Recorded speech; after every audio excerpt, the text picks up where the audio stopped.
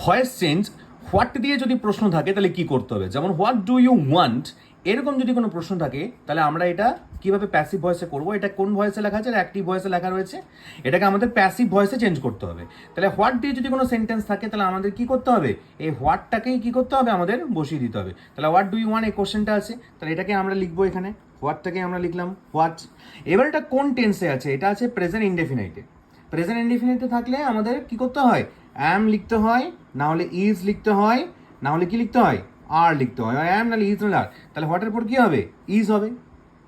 এবার এই যে ভার্ব যেটা রয়েছে সেইটার কি করতে হবে আমাদের বলো, ভি3 ফর্ম লিখতে হবে। তাহলে প্রথমে আমাদের ডাব্লিউএইচ ওয়ার্ডটা লিখতে হবে, ডাব্লিউএইচ ওয়ার্ড যেটা আছে সেটাই লিখতে হবে, ওয়ার্ডটা এখানে বসে গেছে। তারপর আমাদের এখানে টেন্স এবং পার্সন অনুযায়ী অক্সিলারি ভার্ব।